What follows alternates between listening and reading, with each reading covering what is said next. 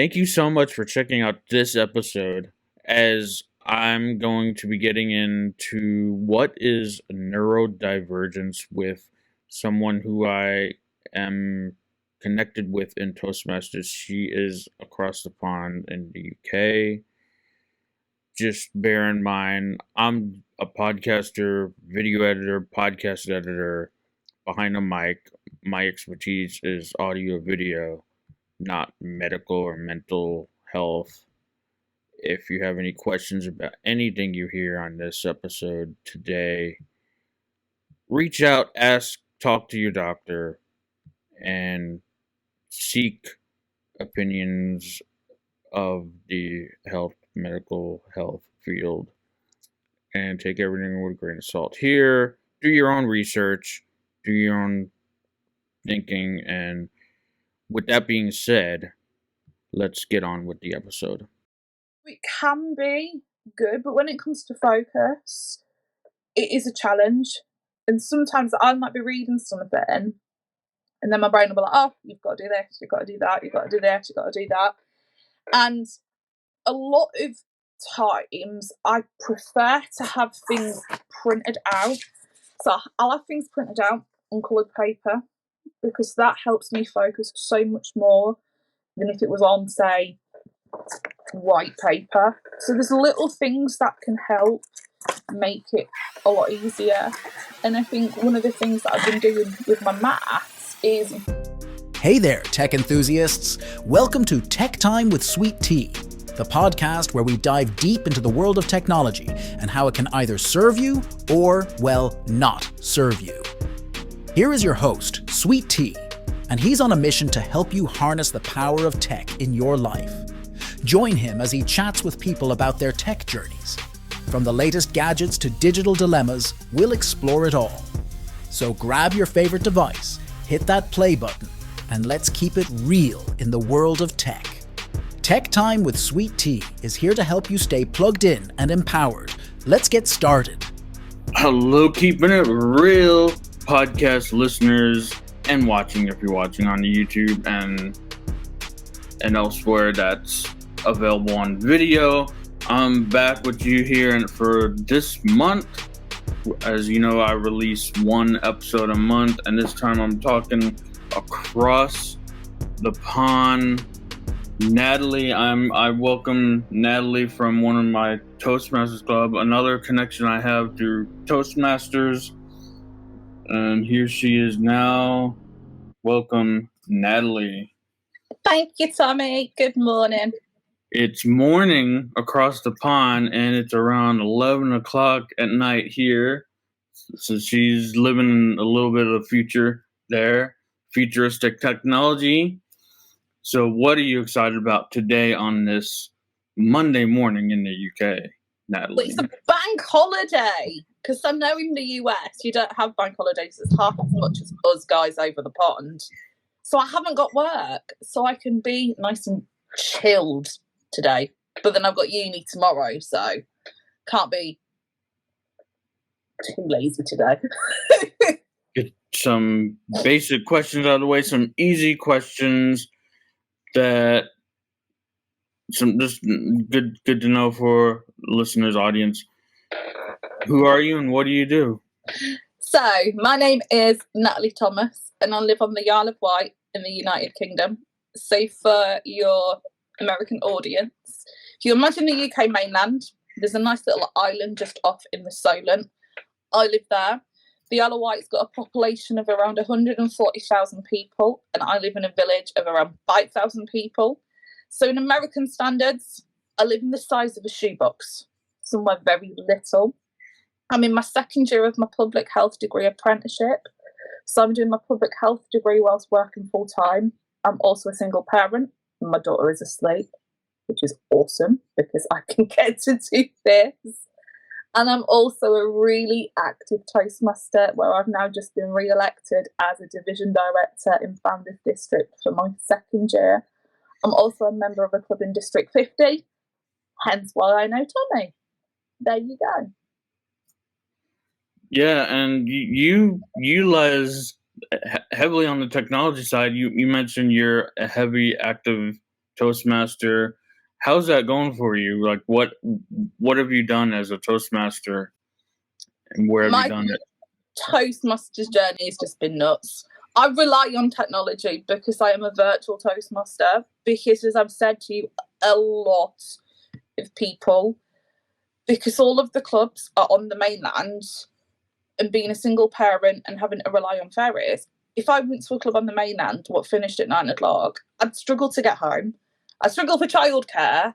So my Toastmaster's journey has been on Zoom Airways 99.99% of the time. Every now and again, I've got to go on Teams, and I'm slowly getting better with using Teams for Toastmaster stuff. It's just strange. And then every now and again, I'll go to a Toastmasters meeting that uses the WebEx forum, which is just, I'm a Zoom girl. I've always been a Zoom girl in the 4 years that I've been a Toastmaster. So I rely heavily on technology to be able to continue to be a remote leader as well. So, would you say that's the strangest of them all? Microsoft Teams, and I guess now Skype.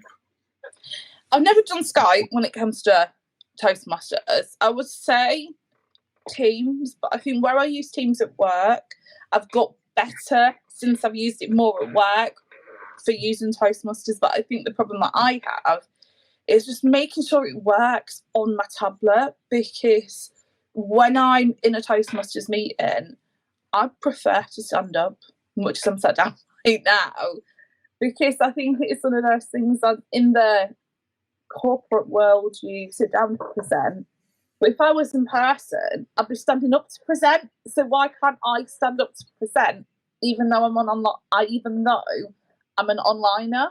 So it's all good fun.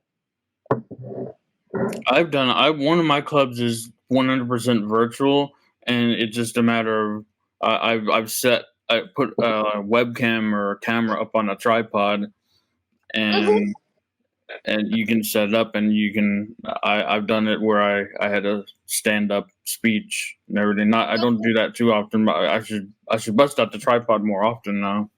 And I think it's like the thing, like say with Metro Quest, for example. So this is the club that I know you and Tommy. They have some epic hybrid meetings, and I remember it's now probably a good 2 months, 2 years since they went hybrid. And it was those conversations, say with David Haney, kind of going, well, what tech should we use?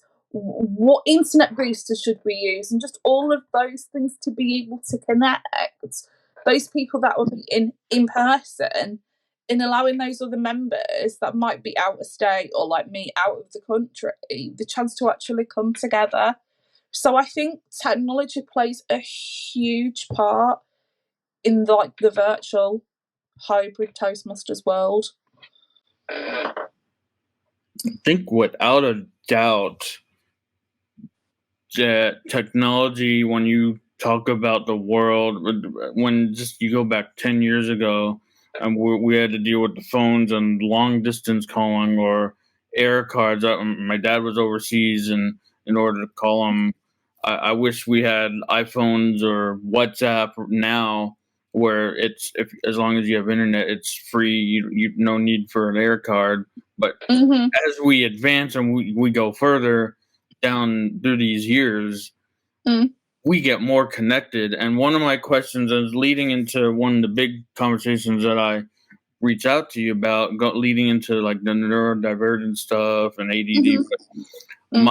One of my questions that I had listed on my calendar, or notes, email, when I emailed out is, you think, now again, no question, we're connected, but I guess at the same time, we're connected, but you think technology is making us more connected or more isolated?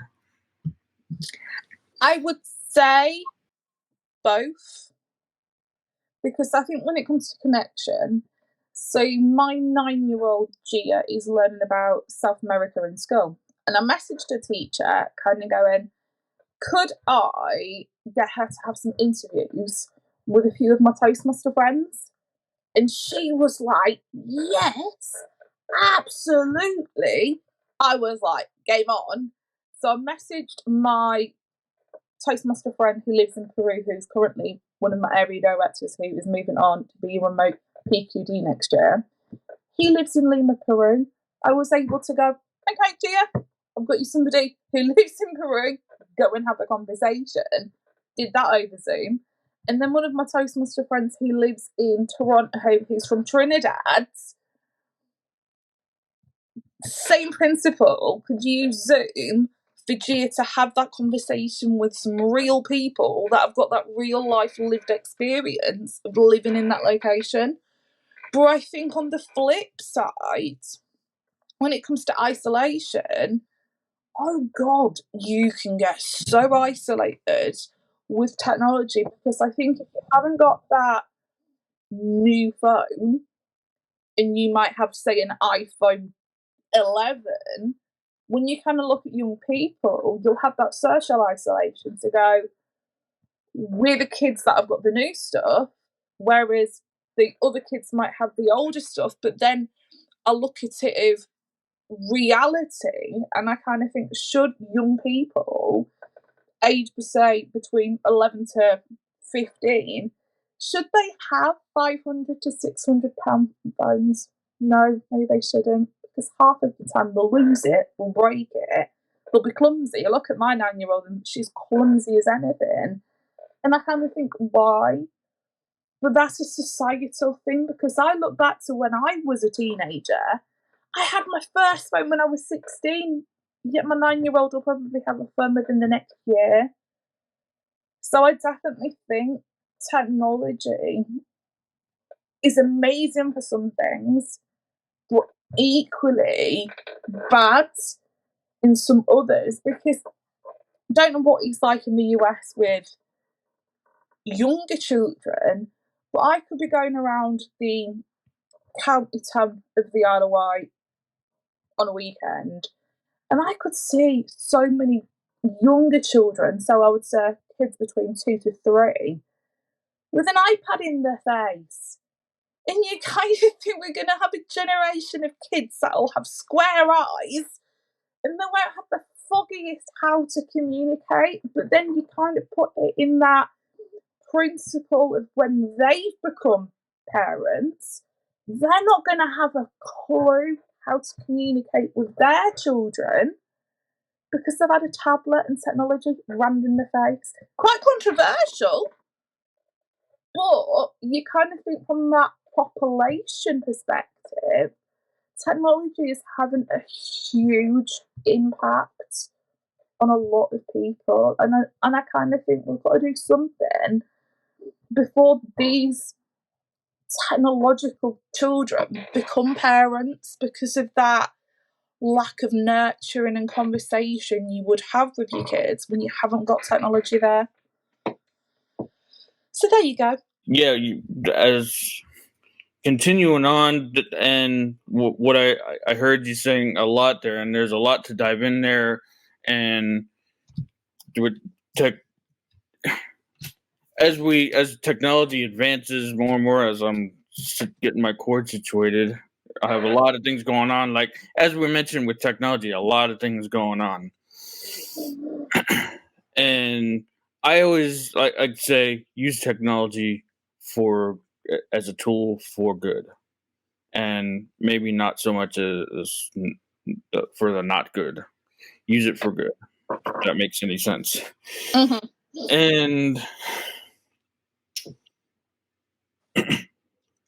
like you said, like one thing I definitely heard you say in that last part, the kids today, when you give them an iPad or a phone at especially an early age, and they're learning how to communicate with their hands, with their fingers on a touch screen, but not like this is fine. Like we're across the pond and we're talking side by side on a screen. It's fine, and we can kind of look at each other and talk and communicate and use kind of body language and everything to communicate otherwise too.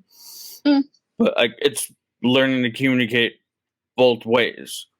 Use the technology to start, to initiate, to say, hey, let's go meet in person at the corner coffee house or something and continue this conversation. Let's have a actual real conversation too. So use both, the best of both worlds. Completely. But I think in my scenario, when it comes to Toastmasters, I would have to have a little like playing in my garden to be able to continue the in-person conversation. Much as I pray one day, because like quite a few of my toasty friends have gone, are you going to go to the convention? I'm like, I wish I could afford it. But I think it is that it's all about relationship building. You can build some amazing relationships through technology, but I definitely agree with that. Don't be heavily reliant on it, because I think sometimes it can have those challenges. But I think technology has helped me a lot with my Toastmaster journey because of the world clock. I know that's just a general feature now on a lot of phones, tablets, internet, whatever. But if you go back to say 10, 15 years ago when we were probably both at school, might even be longer than that now, you wouldn't have this technology to go, okay, random place in the world, what time is it there for you? So I think in a way, from that global perspective, technology is bringing us a lot closer together because we're able to go, okay, well, what time is it in Texas? Oh, it's this time. Okay, I need to be awake at that time to be able to talk to that person. So it definitely helps. But then you kind of go down the little AI rabbit hole and you kind of think, is that still going to be of benefit or is that going to make things a lot worse? But I'm going to pause before I well and truly head down that rabbit hole because it is an emerging field of fascination, I think. One thing I definitely want to do, I'm looking to take care of a few things and get some, like, secure some get some financial stuff, but I want to travel and I want to go meet up and it's a good start, like, to join. I've joined, I didn't become a member, but I visited. I don't know, I want to go back. They seem to like take a break during, I think, does your Toastmasters club in the UK or any clubs take a break during the That summer? is a lot of the UK clubs do. I'm currently in a UK club, but I'm escaping because I can't get on with them. The breaks is a very UK thing, whereas I like my 1 hour, get your buzz, get your toasty fix, get on with the rest of your day. So I definitely think my Toastmasters experience is very American. It has been since the beginning. So, but I definitely think traveling's good. I love going on adventures with my 9-year-old. So Travel and this one club that I saw in Rome, and I have someone's phone number from there too that I connected with them. They have an iPhone, so we can call via FaceTime, internet, and text via internet. And they summers off, and then they go do whatever they want during the summer. Then they come back around September, and they start their season in September. And that's why I want to use Toastmasters as a way to, like, because you have an in with the locals wherever you go with Toastmasters. You travel, find a Toastmasters club. There's the locals.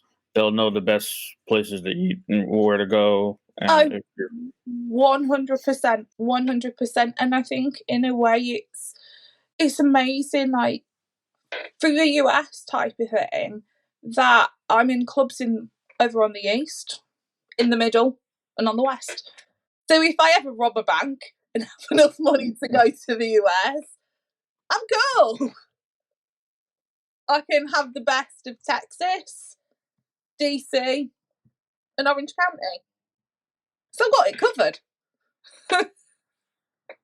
The travel between, because US is covers a bigger part of UK to US go from east to west, or DC to Texas. That's about I did that drive.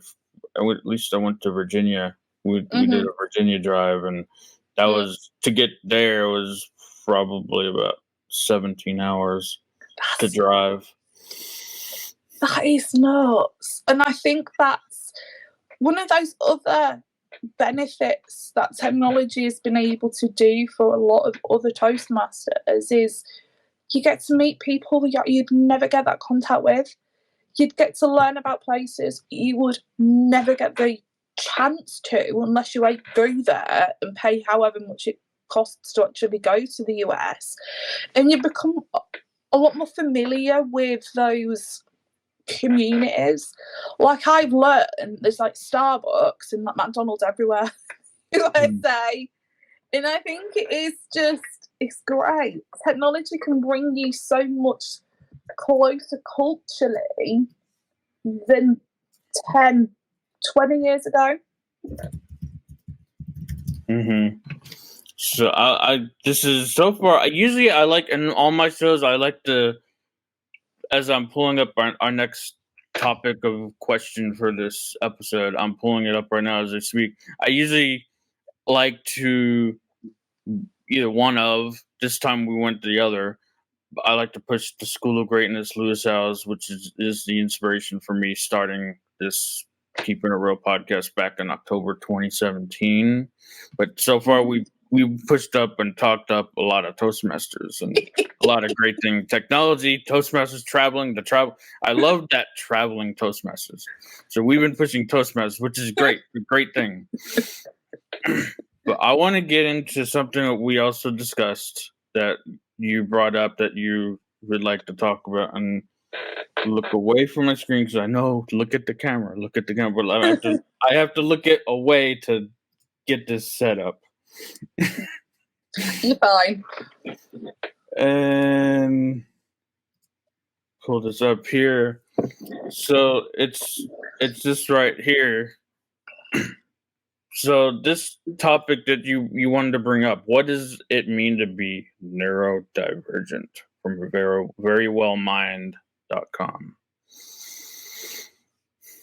So it's a good job I'm not in a Toastmasters meeting, because I'd be absolutely rocking the ums and ahs at the minute. I always knew that I functioned really differently, with my brain going at 300 miles an hour all the time. There wouldn't be an off switch, and I'd always be super forgetful, and my brain was just like, why is this going like this? When you'd go on social media and you'd just be looking at all other people kind of going, okay, you're doing things really differently. So it was a good 2.5 years ago where I spoke to my local GP and I said, look, I think I have ADHD. And I definitely think there's still a lot of stereotype stigma around it, because it's seen as that hyperactive boy in a classroom, loud, disruptive syndrome, you could say. Whereas now there's a lot of women being diagnosed a lot later in life, in their 30s and in their 40s. So I had to wait around 2.5 years to have the assessment, and then I got my diagnosis at the end of December last year. So for the last 5 months, it has been a deep dive journey to go, okay, what is out there to make my life a lot easier? Because as I've said to a lot of my colleagues, I've got this brain for the rest of my life. I can't all of a sudden go to the GP and go, don't want an ADHD brain, it's mine. So I'm using tech now to go, what can help me make my life a lot easier? What can help just manage the symptoms but allow me to equally be successful? Because I think when it comes to neurodiversity, there is still a lot of unknowns. A lot of people don't understand the ins and outs and what it's like to be neurodivergent. But as I've said to a lot of people, it's a superpower, which is quite cool to have. It's quite tiring to have ADHD, but it allows you to have that unique perspective on a lot of things. So that's the journey so far. I'm quite excited to see what I can achieve over the next 18 months whilst I finish my degree. Now that I'm starting to get a deeper understanding of a neurodivergent brain, because I think there's a lot of positives to it. There's equally some epic negatives, but staying on the positives is great. So it's a superpower because that's even I wouldn't officially diagnose this. I don't plan to really because I mean I don't think because he's like I said it's more it would be more of a superpower anyway and but how when you mention ADD and I know there's one of two ways I feel one way but what is there's one where to my understanding, my experience, and not a doctor or not a anything that's I'm just a video audio guy behind a microphone. So this is my expertise right here. Bless you. What is there's to my understanding though, there's one lack of focus and then one See you've got focus. Is it about focus? There's a lot of different types of ADHD. So I have the combined type where I've got the hyperactivity, but I've got the, oh my God, I've forgotten, impulse. That's it. So it can be quite annoying sometimes when you get the impulse, then you've just got to deal with it. Half of the time it's on the negative that I might want chocolate. So I'll just walk to the supermarket and get it. And I waste so much money because I feed my impulses. And it was kind of like when I randomly joined this Toastmaster club. Saw it online that they needed members to get them chartered. I was like, okay, that was impulse. But I think when it comes to the hyperactivity, oh my God, I can have so much energy. And I think a lot of people that have got to know me can see that I've got a lot of energy, but I think if people don't understand ADHD, they're a bit like, whoa, you're a bit overkill. But I think it's just that natural, you have the energy, you've got the extra passion, determination, and all of those things. It's just tiring when you hit those walls, because then you could be just flat for a few days. But I think it's just... The crash is real. The crash. Oh, God, the crash is painful. The crash is painful. It's sitting in front of the TV and just eat crap for a few days just so you recharge. But then you can get on with it. Like, sometimes when I've really let it be a power, I have achieved some epic things. Like, it was my second to last uni assignment. I got some feedback from a colleague and they were like, Nat, you need to change a few things, you need to change this and change that. And I was like, okay. Because I was trying to get a lot better with my academic grades. And this was the day before it was due. And I was like, I ain't going to have time in my working day. I was like, right, I'll wake up at 2:30 in the morning to give myself that time to get it done. And because of that hyperactivity, I was like, okay, I'll be awake. I knocked it out the park. By 8:30, I looked at my day and I was like, wow, I have achieved a lot here. So it can be good, but when it comes to focus, it is a challenge. And sometimes I might be reading something and then my brain will be like, oh, you've got to do this, you've got to do that, you've got to do this, you've got to do that. And a lot of times I prefer to have things printed out. So I'll have things printed out on coloured paper because that helps me focus so much more than if it was on, say, white paper. So there's little things that can help make it a lot easier.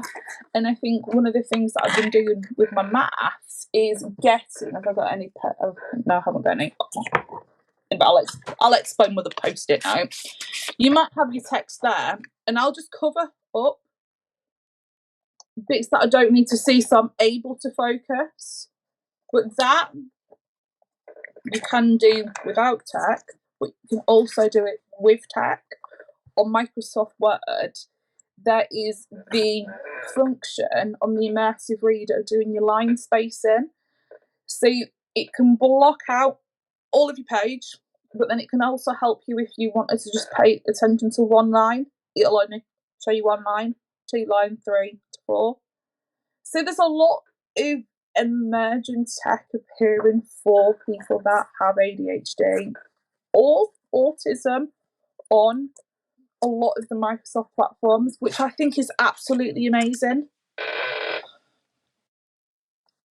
You mentioned the different color papers, and you can do that with screens. Like, there's a lot of color screen settings you can do where sometimes I'll change the screen and this is better on my eyes, and it can be better for focus, maybe bigger text.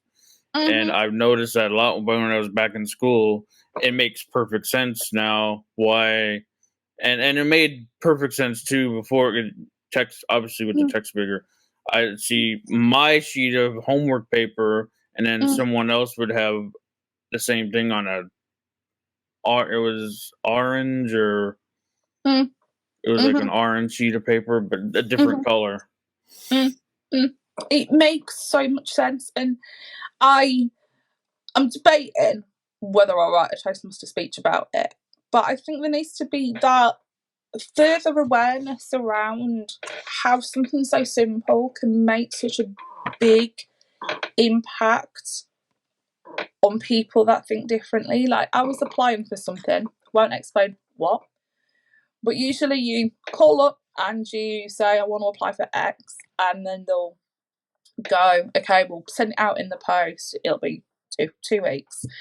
And in this scenario, they were like, have you got any other aids that you would like to make your life a lot easier? I was like, can I have it on coloured paper? They were like, yeah, sure, what colour? I was like, violet. I was expecting me, thinking, oh, it'll probably take the same time, because all you need to do is get your coloured paper, chuck it in the printer, Bob's your uncle. It took an extra 3 weeks for this application form to appear because I had got it on coloured paper. And I was there thinking, why? Why should that take extra time for something so simple that makes neurodivergent people able to get on with what they need to get on with? I just thought it is absolutely bonkers. But I think that the more awareness that there is around these simple aids that can help neurodivergent people get on with life, the better. So I'm talking with a friend who this is a little bit of an amazing story, but he is on, just want to plug that because good friend of mine, audio friend, podcaster, he has a stutter. He has a podcast called My Stuttering Life. Pedro. And we talked about, I've been on his, and he's been on here before too.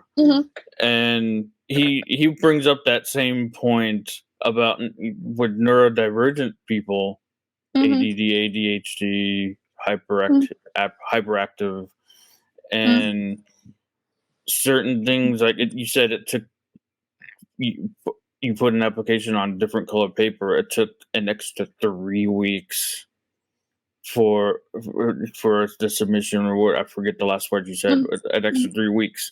And he's sitting here over describing a simple, I don't know, like drive-through line at a restaurant, fast food restaurant, and he has a stutter, and he's walking through, and a lot of times he'll be patient enough to say, FYI, just for your information, I would stutter. If you, I'd appreciate a little more patience, timing, understanding, whatever. And then there's certain things that, like the phone is not their friend. Stutter. So, and it just reminds me of that. Each one has their different thing. It's a superpower in their own as well, but certain things are just the crutch of, and it's like it's not your friend. But I think it goes back. So I was having a conversation with one of my friends in the village, and I said, I think the problem that you've got with neurodiversity and in a way mental health issues, because you can't see them, a lot of people just write it off. If you break your leg or you break your arm, you physically can see it. But you kind of look in that scenario with the friend that you've just mentioned with the stammer, will look like a normal person, but they have that barrier to accessing life. What they have to work 10 times harder to be able to do the norm. And I think this is where technology can bring those people that have stammers, they're autistic, they've got ADHD together, because then we can then show the world, hang on a minute, yes, we look normal, yes, we have jobs, we're parents, whatever, but these are our barriers. Please give us that extra time so we can do what we need to do. Because half of the time, we'll equally be able to do it really good, and if not better, depending on that specific scenario.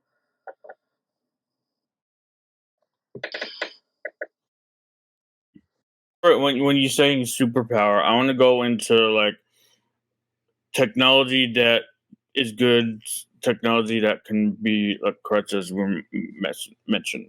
What is, as a superpower, what is one thing you love about your ADHD? Is that what? Yeah. So what's what I like about my ADHD? I can get a lot done. Like, I'm working full time. I'm doing a full time degree, which is hard enough in itself. I'm a mum. Yeah, I'm able to equally be a really active Toastmaster, work on pathways, and just do a lot of good. So I think it's that if you imagine your bucket of what can you do in a day, I think I've just got a deeper bucket that I'm able to do a lot more. And I think there's a lot of benefits to it, but I think it's just that we've all got different brains, and I'm learning how to really make my brain help me achieve what I want to get out of life. Do you know what I mean? Like I said to somebody, I think it was over the weekend, I'm 5 years away from 40. Do you know what I mean? They're getting older. But I'm like, I'm 5 years away from 40. My son will be 18 in 2 months' time. I'm not getting any younger. I don't want to get to my 60s and my 70s and go, why didn't I do what I should have done when I was in my mid 30s? So I'm kind of looking at, cool, I've got an ADHD brain, bring it on. What can I get out of life? What can I do? So when I'm in my 60s and my 70s, I kind of look back and go, thank the Lord I didn't waste that opportunity I had to just get the most out of life, because as we all keep going on, we've got this one life. We can't go, can we have another one? Because we can't. So I look at it and I kind of go, okay, I have ADHD, I've got a hyperactive brain, I struggle with my focus, but that's not going to stop me being able to be successful. So when I'm in my 70s and I kind of look back at my 30s, I can kind of go, okay, yes, I got my diagnosis a lot later than a lot of people, but it helped me achieve what I wanted to achieve from life. It's amazing, and yet you make how a lot of things what people might see as a form of suffering or a reason to look down on something, instead of going that way. First of all, gratefulness, gratitude, grateful for the day, waking up. I'm up in beautiful morning, drinking my coffee, empty hand. Well, I had some coffee earlier. Be grateful. And how is this situation working for me? That's you put yourself in that mindset, and how can my current circumstances, my current situation work for me? And you 100%. said exactly that. 100%. And I think when we go back to tech, there's a lot of other things out there to make life easier. Like, you can go on YouTube and just put in like ADHD focus music, and you'll find live streams of just music that can just make you feel so much more chilled out. Looking at, say, Outlook, for my work calendar, a lot of my colleagues are like, "Nah, you've got a little rainbow going on here." I will colour coordinate all of the different pieces of work that I'm doing of the different portfolios, just so I can kind of look at it visually and go, okay, I've got a lot of meetings this week, or I might have a lot of like children and family work to do this week.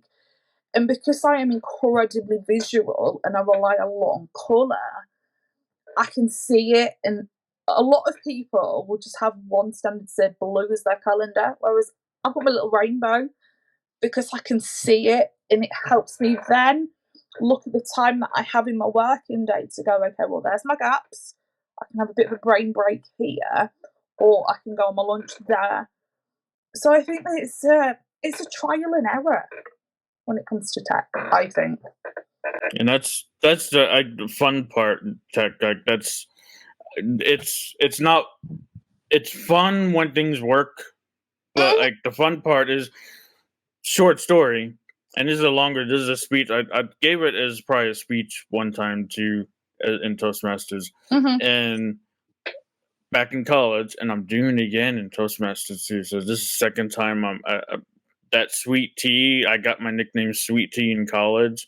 Was born in college. Sweet Tea is coming back in Toastmasters. I got that reputation by hanging out in the TV control room on college campus, playing with all the buttons, video switcher, audio board, video ingest. I was all over cameras in the studio. I was in there playing while everyone else was out drinking, partying. I was in the studio learning how that studio worked, and troubleshooting, having fun. And now that's the real fun. And I think it goes back to that societal thing that if you look at, say, teenagers today, you don't have to follow the crowd. Just because your bestie wants to go and get sloshed every Friday night doesn't mean you have to go and do the same. And I think now, because there's a lot of other opportunities out there for growth or for different experiences, go and do it. Because you think with a lot of tech, the skills that you have, if you wanted to have a career in the tech field, you've built that from that experience when you were in college to kind of go, this is something I really enjoy, that I'm really passionate about. Why not build on that? So I'm kind of like, kudos to you for not following that crowd, because I think sometimes society is like, no, you must follow. Whereas I kind of think rock the rebellious people to go, no, why should we do that? Why should we follow what everybody else is doing? Like, I go to church on a Sunday. A lot of people in their mid-30s don't go. Whereas I'm like, I don't care. I will be that different person, because why not? Because I kind of think if we were all the same, this world would be a boring place. Whereas you kind of think you need to have the lions out there that want to do something different, because I think it allows us to have these unique conversations where we can then go down further rabbit holes because we're different. Whereas if we were all the same people that would go to the pub on a Friday night, drink a beer and eat some crisps, we wouldn't be talking now. We would have had a conversation and we'd be bored. Yeah, go back to that. Friend, he can go out. They can go out and have fun. I'll be back around. Call me. I'll be your designated driver if you need help. Yeah, So exactly. That can actually work for that. Mm-hmm. Stay behind. Call me if you need help. True. It just makes for a better society. And I think going back to tech, this is where tech can empower those younger people to go, okay, you've got those like role models in their 30s and their 40s that are different. That then empowers those younger children to go, I'm not going to go out with my mates when I'm in college. I want to be that different person. So I think technology definitely helps spotlight for those next generations.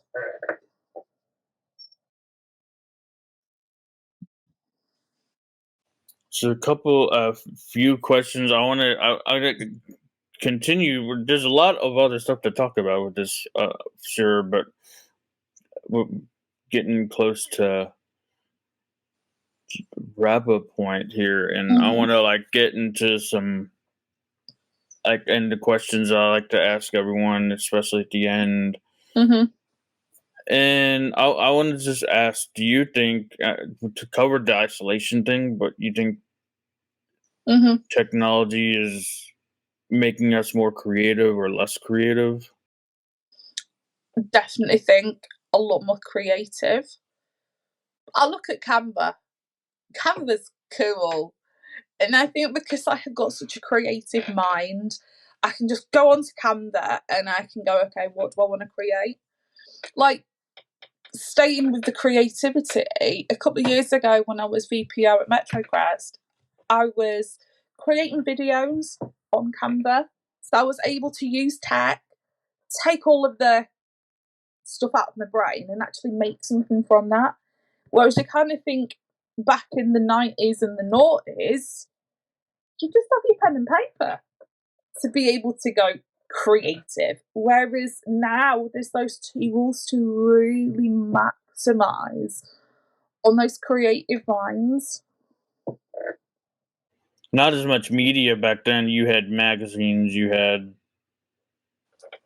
biographies, dictionaries, or whatever that you can take text from. Now you have the internet at your fingertips. Canva, you can take screenshots, you can take images, download images, add them to a Canva canvas.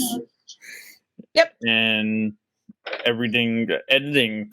I got into editing I think right after the dubbing process. I didn't experience that editing part before the technology. Now I got into it obviously after in the digital editing.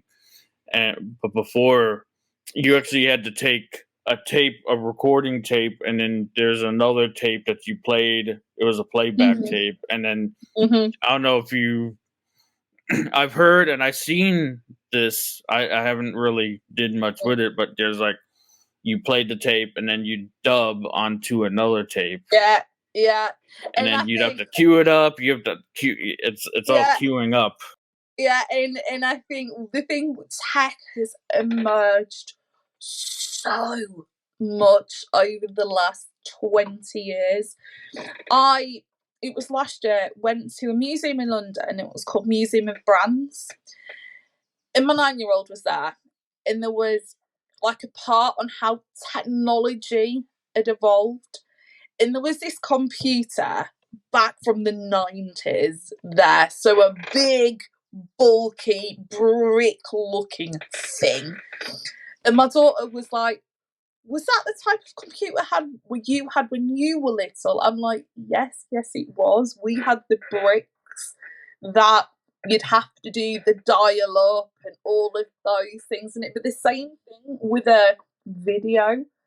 When I was little and you wanted to watch a movie, you'd have that little black tape thing that you took into your TV and you'd play it. And I always remember the conversation with my daughter because she was like, what's this? I'm like, it's a video to be able to watch things on. And you kind of look now, you can just go onto Amazon or Netflix, stick in your title, and you can watch a 2-3 hour movie. So tech, from that entertainment perspective, oh my God, it has changed so much. But I think with that historical, makes us sound like flipping dinosaurs now. From that historical perspective, we still need to talk about how it's changed. Like, I remember when I was little, and you'd have your cassettes. So literally what you've just been saying, and you'd be there, and you'd sit your cassette in your cassette player, and it'd play, and then like you'd, if you were bored, pull the cassette tape out. Whereas kids now are like, what's this? They can just go to AI and go play X, Y, and Z. So from that entertainment perspective, do you know what I mean? From that entertainment perspective and music, oh wow, 20 years, 25 years, it has changed amazingly. But I still think we need to remember we've got to remember where we came from. We've got to remember what things were like. Like, you go back even later, when you had your records that you'd stick, your music could be on there and you'd go through a record player and all of that. But then that was the time where technology probably didn't exist as much. I would definitely say from the 90s onwards, it's emerged and it is emerging even more. But I kind of think we've got to be really mindful of where technology is going to take us as a society. Yeah, and records you mentioned, they made a little bit of a comeback, but amazing. Like, you talk cassettes, and like, how do you put this into the car? I was like, oh, you just plug it in, and this is I play music in the car on this, or I'll patch it into the TV up here with my Apple TV, and I can watch phone videos on my TV. So this is the media player now. And it's not, it's the cassette, it's the phone, it's your information, the classifieds, the newspaper, if you want to get the negative impacts of the news. Where you go there. We can go down that rabbit hole too. No, we're not going down there. We're not going down there because we'll end up getting lost. Yeah. And it's hard to come back from that. One last, speak of ums and ahs, Toastmasters. Thank you, Toastmasters, for letting me count my own ums and ahs. I've definitely rocked it this morning. Maybe I'll save that for now. We mentioned artificial intelligence, so I'll maybe save that for another day, different conversation. I think we covered a lot of these questions in our neurodivergence talk. So I think one more thing. Was there anything that we've forgotten? Anything that you want to bring up? I think we've spoken about the positives to tech, but I think we've also spoken about that negative of technology, but flipping it on that population, generational impact. And I think the thing is, it's always emerging. There'll always be something that'll trend on TikTok that you'll kind of go, oh, I want to try this, or you want to try that. And I think it is that it'd be interesting to see what happens in the next 10 years with tech, to see where we are with society, but how it's actually beneficial to life, but equally whether it actually helps us as society. Because if it can help us a lot now and we get a lot out of tech, what else are we going to get out of it? So what else so we can get? What's it gonna make? You can only predict so much. Like where I'm hearing every day the evolution of the Neuralink. That's coming probably a little faster and faster each day. True. But it leads me to, and one thing you brought up, you're looking 10 years in the future. It's a fun little question looking in the past, but it's a fun little question. What is something that you maybe you have now, a piece of technology that didn't exist back then? What is something that you would have liked to have back then that you have now that exists now? I would say going back, 20 years. I'm gonna make people laugh. Zoom's my baby, because you kind of think those connections and conversations that we can have now, it would have been amazing to have had those conversations 15, 20 years ago with those people in all of those different places. Because we've still been living life, we've just been siloed. Americans been chatting to all Americans, but it would have been amazing to have been able to chat to Americans, say in the 90s and the noughties and the decade that followed. Do you know what I mean? Whereas it has taken that global pandemic for us to really go, okay, we've got a problem here. What do we do? For that Zoom virtual world to really take off. But I definitely think it's brought us so much closer as people. But it would have been amazing to have seen it 15, 20 years ago. Even if maybe you just had audio, and I know there was phones, and then there was long distance. That was brought up earlier in this conversation, like phones, long distance, and but the Zoom thing with the internet we have now, even if we didn't have enough bandwidth for video, it could have been audio, and we could have had those cost-efficient communication devices 10 years ago with just audio and not have to worry about racking up charges. Gotcha. But today, like, what is long distance? There isn't. Do you know what I mean? Like, I was an active Toastmaster in a club in Australia for 3.5 years. You look at that distance. I'm in the UK. India? Yeah, exactly. India too? Do you know what Australia, I mean? India? All of those places that just seem so far away, technology makes it possible now. Like, one of my really good Toastmaster friends in Australia has now been elected as district director in District 49. Where is that? District 49's Hawaii. Hawaii? Oh, yeah. Really? Hawaii? Yeah.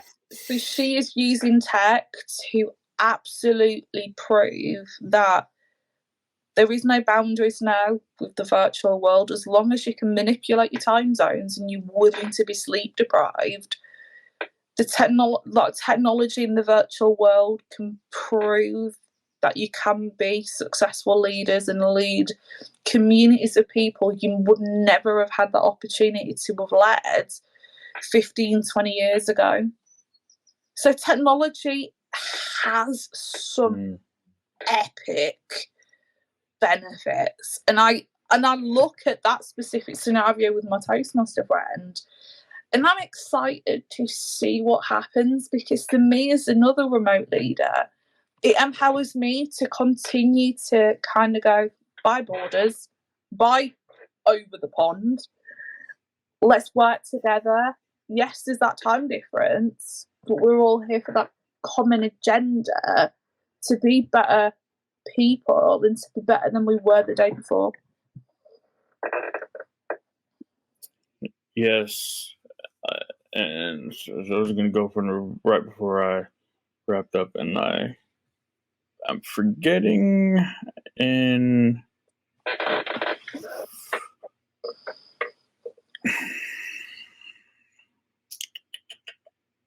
see Australia, India. See if I can get it back real quick.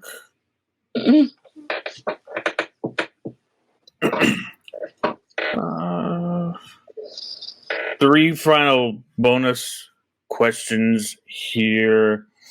And where can people find you, connect with you, to connect? Where you like hang out the most? You Zoom or I on the internet? Facebook and LinkedIn. Facebook and LinkedIn, and we'll get that linked up. Connect with Natalie Thomas. Over the pond, as it's not really much over the pond unless you can go travel. I look to actually get over to London and the UK myself physically one day too. I definitely want to go do the European tour.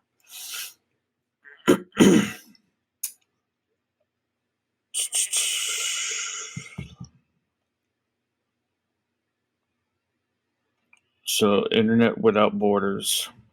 Absolutely. Is there anything that you're creating, pushing, that you want to like push out and talk, or I'd say plug. We like to like call it like a plug, but I would say my plug is going to be Toastmaster related. Would be, if you have been a club president and you are looking to be an area director or even a division director, look in different country. Look at somewhere that is not local to you, because you get to gain so many different skills.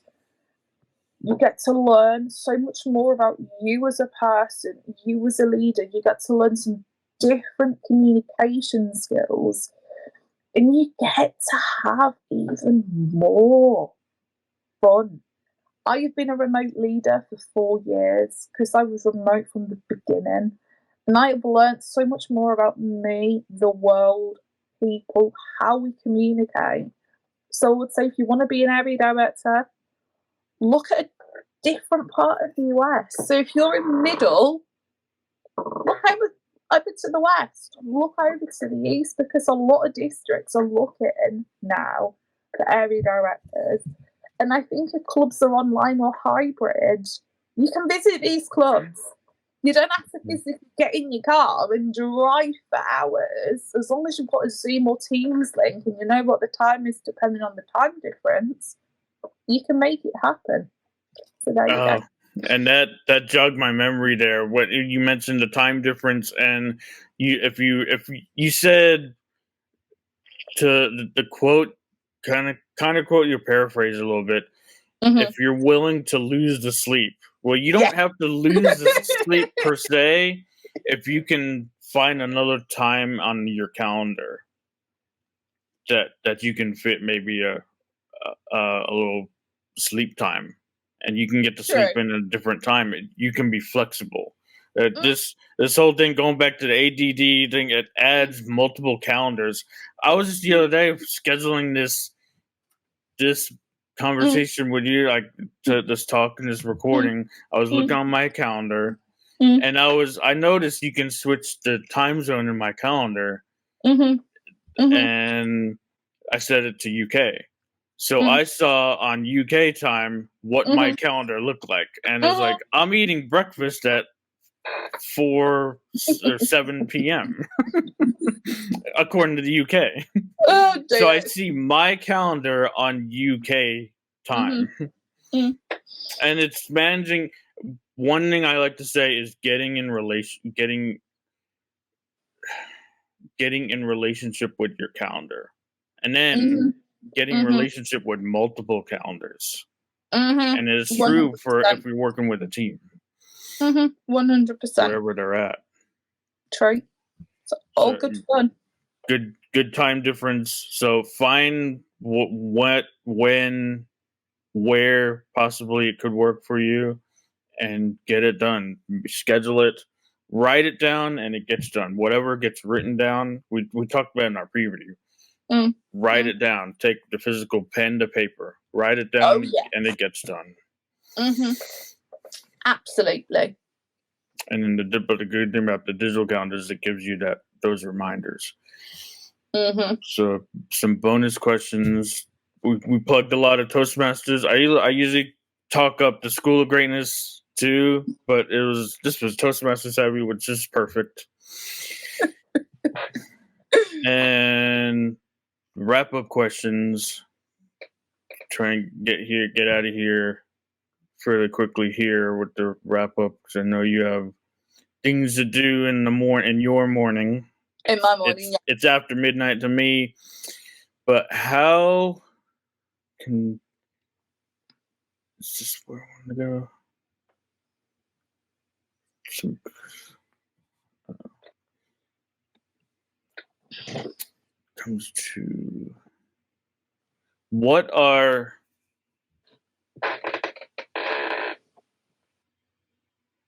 three lessons that you've learned through the years on technology? Three undeniable truths. The undeniable truths you observed about the impact of technology on our lives. Three truths. Three truths. Bear with me 1 second, because for some unknown reason my phone wants to. All good. Table topics. Table topics. Woohoo! At 6:10 in the morning. Practice. It is like doing table topics. Practice. You are not going to be a pro with technology the first time you use it. Do you know what I mean? I have been on Teams and it's not worked, or my camera's been wrong, or whatever. Practice. And then I would say the second one, just because your bestie loves using a bit of software that might be cool doesn't mean you have to use the same thing. Like, I know there's a lot of buzz around TikTok. I don't care. I don't use it. Why should I? So I would say practice. You don't have to follow the crowd. And I would say the last one would be remember where you came from. Because you kind of think, when I become a granny one day and I'm having these conversations about tech, it's also teaching those children we didn't start in this position. We've had to have emerging technology that's been amazing, that's broken, that's had to be improved to be able to be where we are today. So practice, don't follow the crowd, and remember where we came from. Love it. Great truths.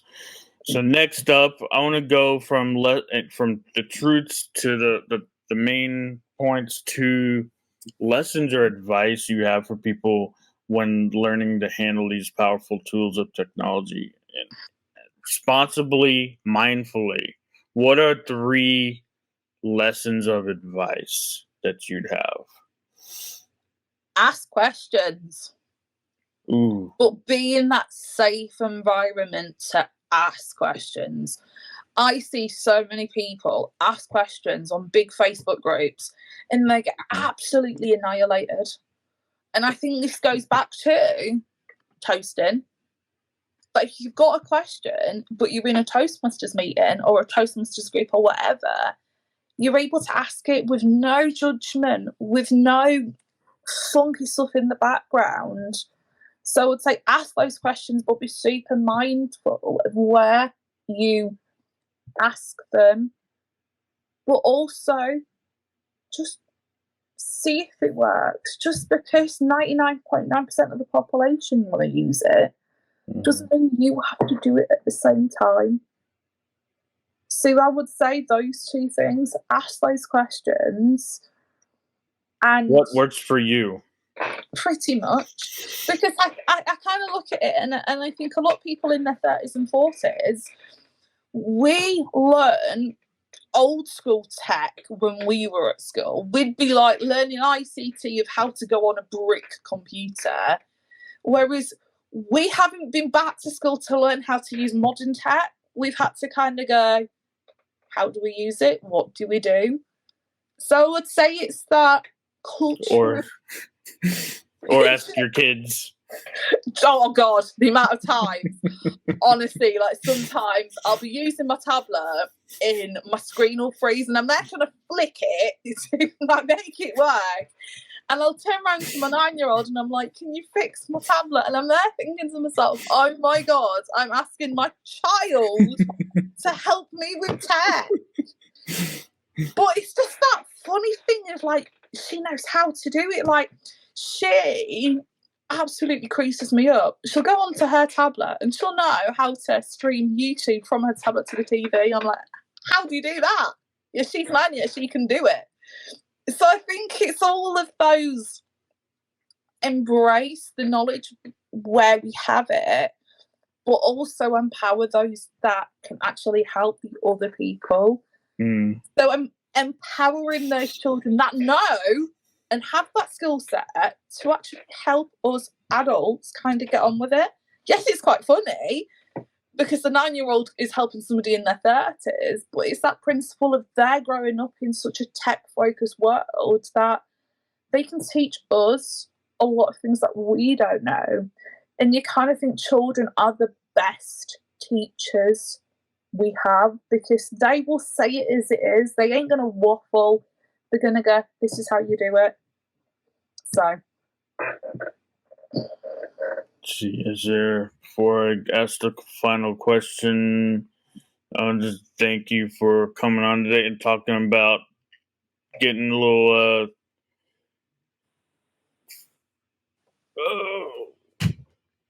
just opening up a little bit about neurodivergence. Thank you for acknowledging for stepping through the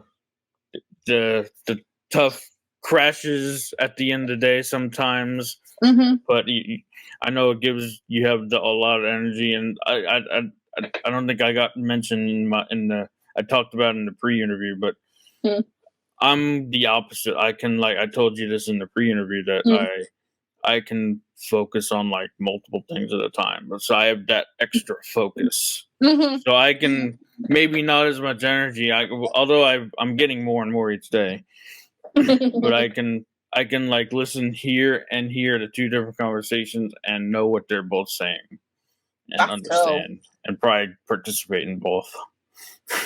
That's a cool skill, but that also shows you how deep your listening skills are. That if you can focus on those two and actually really be able to pay attention, that is an epic skill to have. And it drives other people around me crazy because how do you do that? Like, you can have music playing here and you're doing this. Like, that would drive me crazy. Some people tell me that would drive me crazy. But like, people are different. Some people work this way and others work a different way, and it's learning how to work with the way people work. Absolutely. So, and I'll get to the final question. Acknowledge you again. And final question: what is your definition of innovation? What is my definition of innovation? Doing something differently that is out of the box, that is so out there, that would make a lot of people cringe, but actually works. And I think it's one of those things that it's not overly creative, but I would say my innovation is showing society that just because you're a single parent, you think differently, you've had mental health issues, doesn't mean you can't be successful. So my innovation is empowering other people who are very much like me to kind of go, no, we can be successful, we can have successful jobs. So there we go. And realizing that it's a superpower that you have. Realizing the superpower. Love it. Absolutely. Great. Thank you again. No worries at all. Maybe come back and talk about AI in the future next time. Literally, when we've been down that rabbit hole. Yeah, maybe an hour just for AI. I think, honestly, you could probably fill an hour with AI. I honestly think you could. So, awesome. Thank you, Tommy. We hope you enjoyed this episode as much as we did. It's always a blast exploring the tech universe with you. But alas, it's time to wrap things up. If you've got burning tech questions or just want to say hello, remember you can reach out to us on our website, social media, or drop us an email. We love hearing from you. And if you found this episode as electrifying as we did, please take a moment to subscribe, rate, and leave a review. Your feedback helps us keep the tech goodness flowing. Don't forget to share Tech Time with Sweet Tea with your fellow techies. The more, the merrier, right? As we sign off today, always remember that tech is a tool and it's here to serve you. So use it wisely, explore fearlessly, and keep it real in your tech adventures. Stay curious, stay connected, and keep rocking the digital world. Catch you on the next episode of Tech Time with Sweet Tea.